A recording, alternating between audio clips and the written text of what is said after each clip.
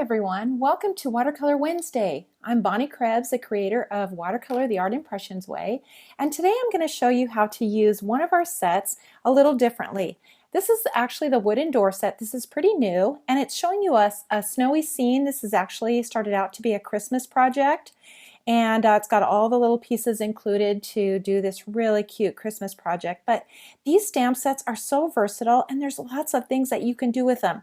So I'm going to show you how to take this set, and we're going to now turn it into something like this little spring painting showing the door and some flowers and the vine all around it instead of the Christmas.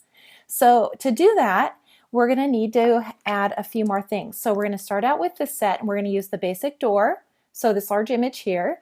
And then in addition, we're going to need some of these items from the flowers and foliage set. So we're going to use the vine and the small grass. And then in the flower set, we're going to use both of these two filler flowers. So the little daisies and this one right here. Okay, so let's get started. We're going to start out by inking the door. And if you look at the door, this very top line here at the very top of the roof, that's the snow. That's the line of the snow. So we want to eliminate that. We want to ink this whole door, but we don't want to ink that very top layer. Okay, so I'm just going to use the sepia number 45, and I'm going to very carefully ink just under the snow line. And then I'm just going to go through and just ink the rest of this door. Just carefully get underneath there so that you don't get this very top line. Okay, then I'm going to stamp it on my watercolor paper, like so. And now you can see that I have the door and no snowy line at the very top. So we're going to start out the way that we always do. Dip your brush in water, pinch it off, and start by just drawing the color out of the lines. Just follow all these lines. You don't have to get them perfectly.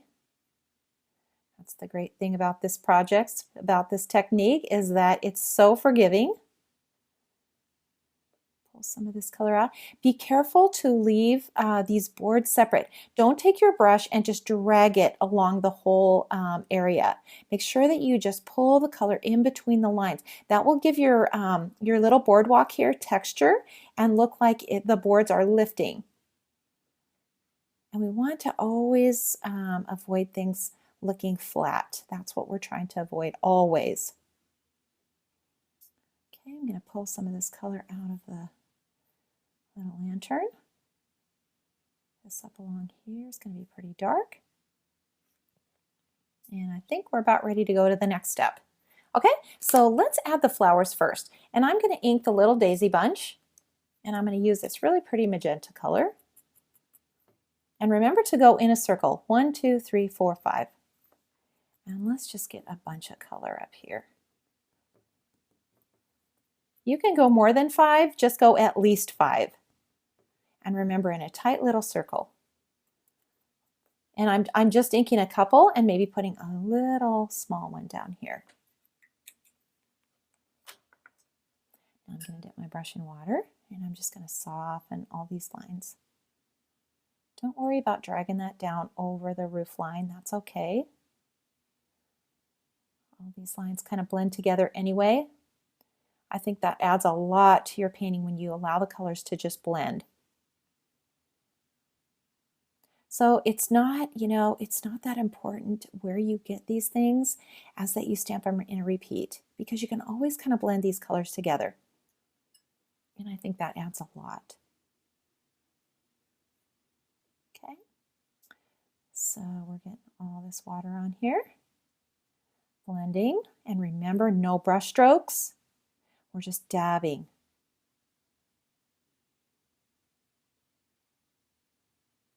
Okay, so let's add some foliage in here now, and I'm going to use the number 15, and I'm going to use this vine from the foliage set. We're going to just ink this, and we're going to just get some foliage in here. And I'm just inking the very top part because this is a really small area, so we're not going to use this full vine. It's just too big, so we just need the the little foliage on the end. And I'm just going to stamp this in here all around. You can see I'm stamping this at least 3 or 4 or 5 times.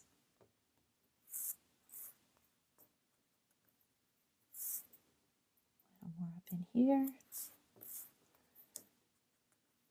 I want this to look like it's really overgrown. I feel like this door is really old and rustic. So we want it to really look like it's just so overgrown. A little more in here. And let's just drag some of this vine right down through the middle here. Okay, so we've got a lot of foliage in here. Let's add the water. This is always the funnest part because it looks so messy. I don't know if you can really see clearly on the video, but this looks so messy before you get it finished. And you can see that it's just nothing really connects and you've just got a lot of foliage going on everywhere, but that's okay because when you add the water, it just kind of comes all together. It really does. It's like magic. So I'm just going to dab, and really you're softening all these little lines. That's what we're doing. And that's what makes it look like a little painting.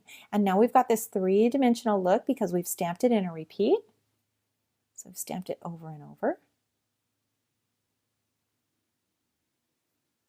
And we've got this all coming together.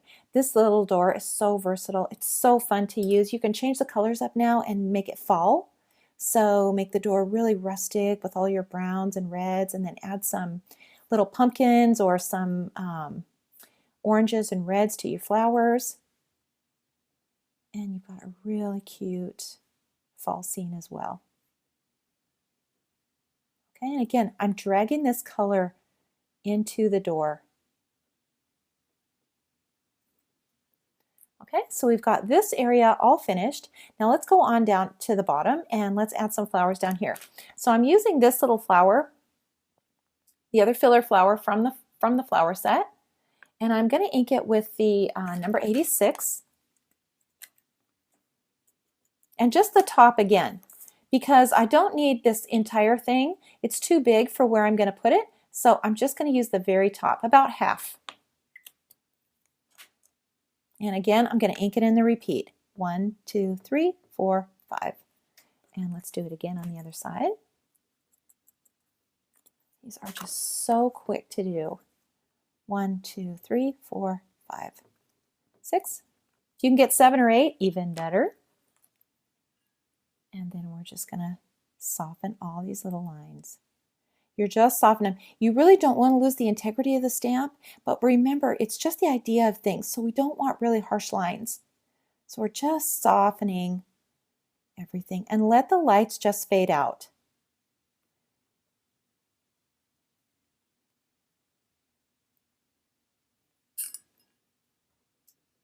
You can see I don't dip my brush very often because we don't need a lot of water. These lines are so tiny that they really don't need a lot of water. And I get asked all the time about using a water brush, and really it's too much water. You have to be so careful not to erase the lines with too much water. That's why a brush just works the best. Okay, so now we can see these flowers down here, they're kind of floating in the air, so we want to kind of cement them down to the ground, and we do that with a little grass. This is the best way to bring things back down to earth. So we're going to ink this up, and I'm going to use a different cream this time. This is the number 72, and I'm going to come in right behind or right below these little flowers. And remember, when you walk the grass, you can go any direction. So we can come out around this way, and we can go on this side, and we can go around this way. And remember to walk it. Add a little more in here. And now we add the water. Remember, the grass is the only time that your brush actually makes a brush stroke, and you're bringing that color up and out. Just drag it right into the blue here. You can see how this is starting to really come together now. So let's add some color to the door. This is looking a little bare, and if you want to, don't let this intimidate you, but take your fine tip And you can make a little window in here. Since we're not using the wreath comes with the little door for the snowy scene, but since we're not using the wreath, although you could use the wreath too, but let's just make a little window. And all you're doing is making a straight line and then a little arch above it. And remember, this is an old rustic door, so if it's not perfect, it's okay.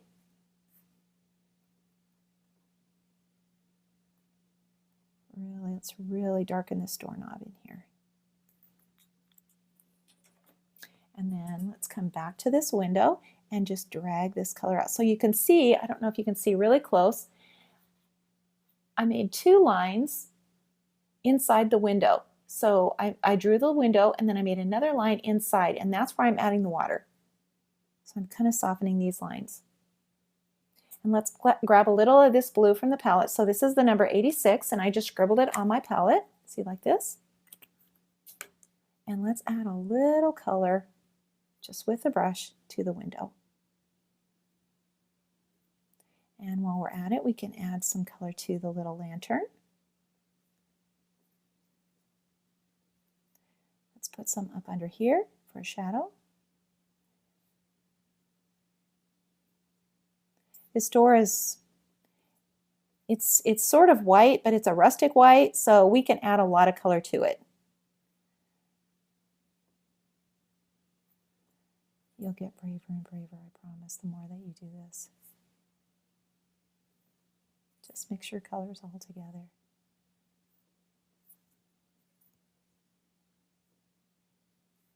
Back in the sides where the window is going to be the darkest color.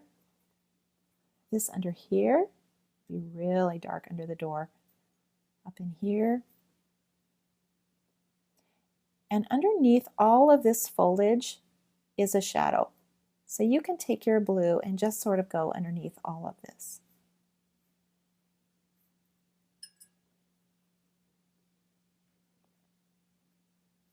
Let's drag some of this color out now, out of the door. Don't overwork this. You really don't need to. And you know, these are such small little paintings that they don't require a lot of color. Just get a little bit on here. This is the sepia that I've put onto the palette, and then I'm taking a little of this color off now. I'm adding a little more to the boardwalk. And let's actually take some of this and maybe brush some onto the path. You can do that with the blue as well.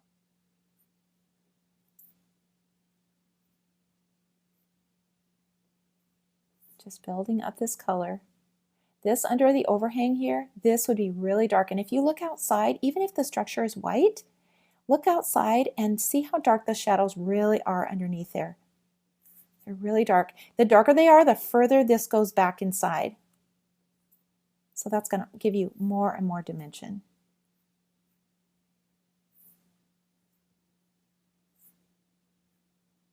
Let's keep adding a little more to this.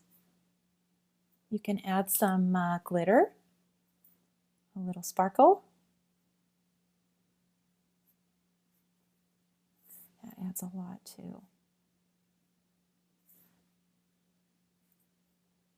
Okay, we're about finished. See how quick that was?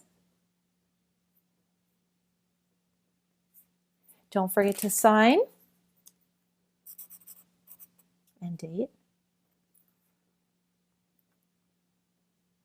Add a few little dots if you want to. You can also add a few little dots to the flowers up above, little centers. This adds a lot of interest as well. Just add some little centers to these flowers.